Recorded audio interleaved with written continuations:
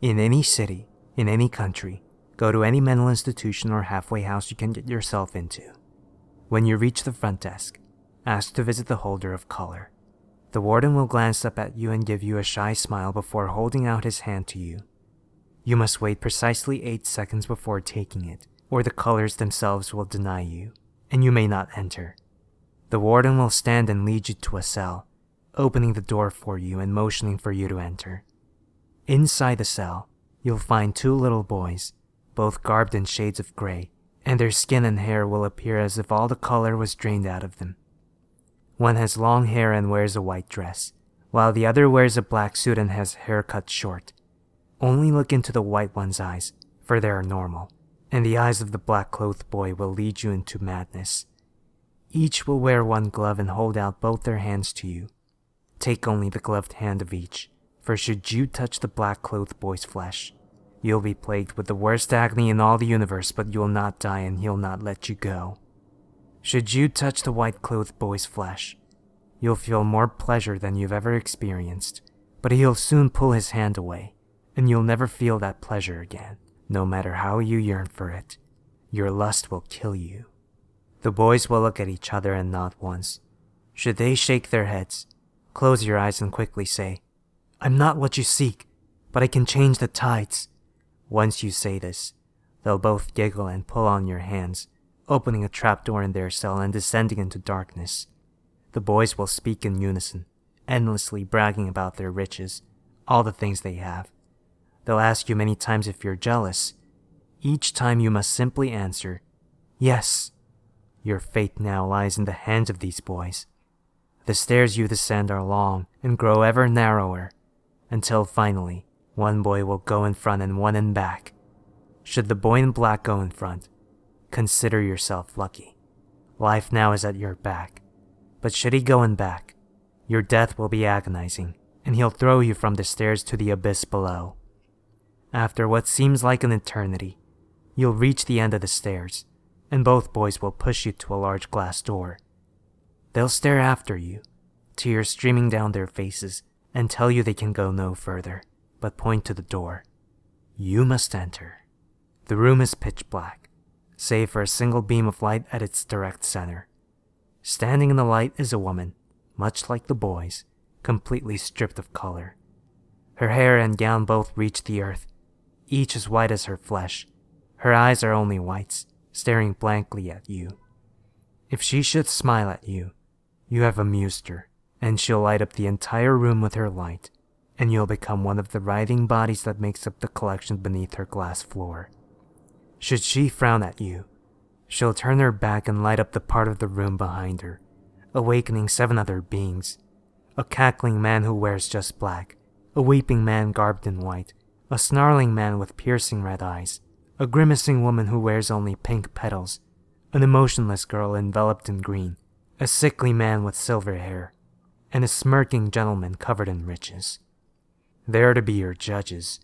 You must pick the one that you feel will do you justice and walk towards them, asking along your way, when will they strip you of this earth?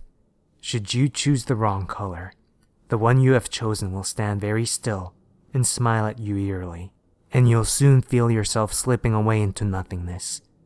Should you have chosen the correct color, they'll respond with a hideous screech, pointing fearfully at the woman in the center of the room.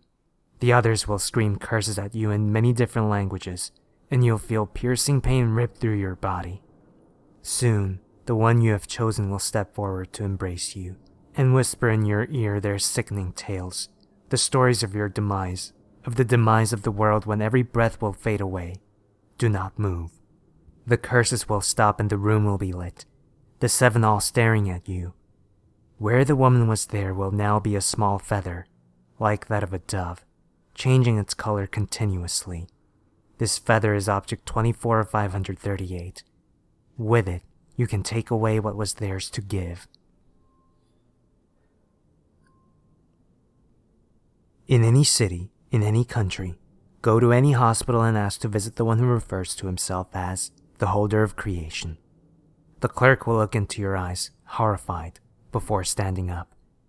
She, and only a she, will lead you to the maternity ward and push you into a locked door, which you'll glide through. Once inside the door, you'll notice two more, one to the left and one to the right. You must choose the one in the direction to which you're more accustomed, hoping all the while that fate has correctly guided your hand. Touch the door handle. If light peeks from under the doorway, you must enter. If it doesn't, you must run into the other room, as fast as you can. Sleep where you drop and do not trust anyone. Do not enter the sunlight. Seek shadows and pray to whatever god you wish that you pass unnoticed. If the light is emitted from beneath the door, or if by some miracle you evade capture after your error and return to choose once more, enter cautiously. The room seems to stretch into eternity.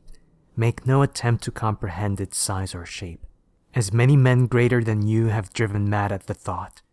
Strewn across the entirety of this room are the bodies of the stillborn and the fetuses of the unborn.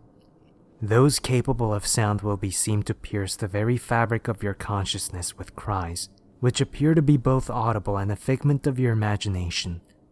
On the horizon will be a mother, little more than the child herself, clutching a baby wrapped in a tattered blanket to her teat. Closer examination of the sucking infant will leave you pondering its true age. Its expression seems weathered and careworn, an eternal, knowing glance assuring you that its eyes have forgotten more than most will ever see. Approach the mother calmly. Should you startle her and interrupt the feeding, your only hope is to whisper, "I wish not to disturb you, nor your beautiful son."